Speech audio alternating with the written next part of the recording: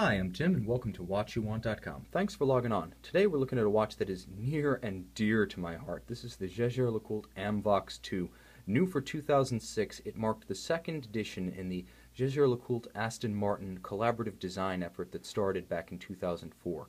Now, whereas the Amvox1 was an alarm watch in the style of the 1968 Polaris Diver, the Amvox2 was completely different. Not just different from the Amvox1, but different from any other watch ever made.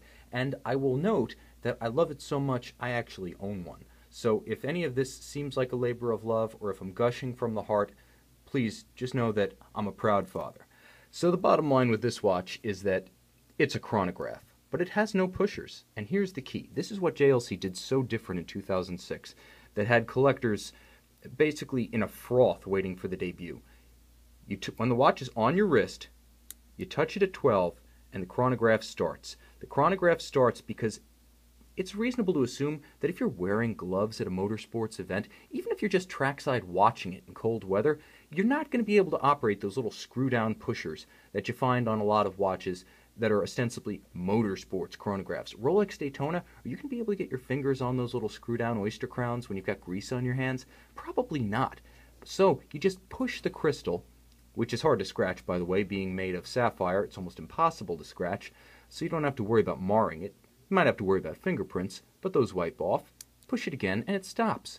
Now you push it at 6, it resets, and it's crisp, it's a column wheel chronograph, it's a vertical clutch engagement, everything about it is top flight. What it isn't is conventional.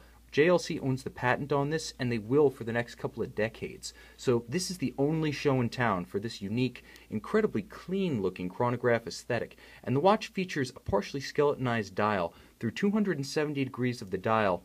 Down here at the bottom, from 4 o'clock to roughly 8 o'clock, you can see the famous Aston Martin dial instrument configuration that was produced by Jaeger during the 1950s and 60s.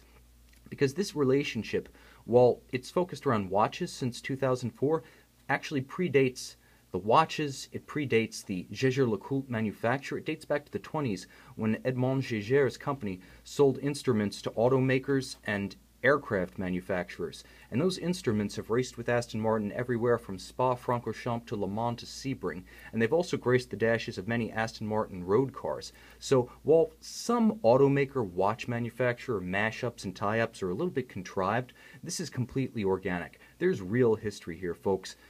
Realistically, almost a century's worth at this point. And even without the co-branding agreement, Jaeger and Aston Martin are a long-time pair. But to combine that heritage in a watch that for once takes Aston Martin's name and puts it on the instrument rather than the other way around, I feel that really consummates the relationship. And to do it with such an original piece of engineering that's held up so well, it still looks like a concept watch. Now, it's been 8 years since this watch debuted, about 9 years since we saw the prototypes. It still looks completely contemporary, with a multi-level dial, with multiple tones, red, silver, white, and black. This is as sporty as a watch gets, and with the titanium case, it's 44 millimeters, wears exceptionally reasonable, I would say. 44 millimeters on a Royal Oak Offshore is overwhelming. 44 millimeters from the short, tightly held lugs of the Amvox2 feels delightful. And on the wrist, it looks just as good. Now, you'll notice from this perspective that there is some depth to the dial. You can see that not all portions of it sit at the same plane, so it's got a lot of visual interest and texture. Light treats this watch in fascinating fashion. Really, just the play on the silvered parts, the matte parts, the glossy white and black parts. It's never the same watch from any two angles or in any two lightings.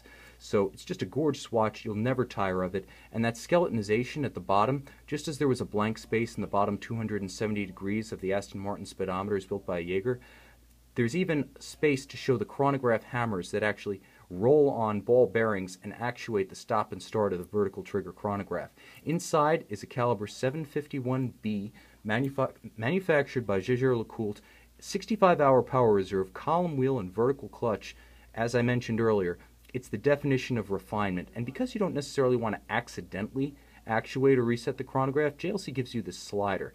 Now, you can move it to the top to shut down the chronograph completely. You can put it in the middle to activate the start, stop, and the reset, or you can slide it to the bottom so you can start it and stop it, but not reset it by accident. Just another touch that really brings out the inventiveness of the original concept. It's just a fully realized, beautifully thought out, wonderfully enduring landmark watch, in my opinion. I feel it has all of the visual and technical impact and appeal of something like a Richard Mille, but for under $10,000, you cannot do any better. This will be a collectible watch, one of only 750 made. They're not making any more of them. All Amvox2 variants combined totaled fewer than 4,000 built. And I feel that the original, the titanium with the clean original dial, with the alternating polished and brushed facets, with the multi-level biplanar dial, again, everything about this watch was perfect from day one. And as an owner, as a proud father, as I like to say, I see no flaws here. I will say that this one features an interesting aftermarket strap that combines a contrasting red stitch with black calfskin leather, and because it's slightly bolstered, it gives the watch a little bit of almost a vintage vibe to my eye, and it complements the red tones of the dial very nicely. So I think that might be the only room for improvement vis-a-vis the original strap, but this watch has it. So check out this Jaeger-LeCoultre Amvox2 vertical trigger chronograph on our website, watchyouwant.com, with full boxes, papers, and factory accessories. I think if you walked out of a JLC boutique in 2006 with this watch, you probably wouldn't let it go. And today, as rare as these are, they tend to get snapped up. I know I got mine. So check out this watch on our website, watchyouwant.com, Amvox2 with full box, papers, and accessories. Possibly the definitive motorsports chronograph of the 2000s, a landmark watch, and in my opinion, a future classic. Regardless of what you think, I've made up my mind. I'm Tim, and this is watchyouwant.com, and I'll be frank, this is the watch I want.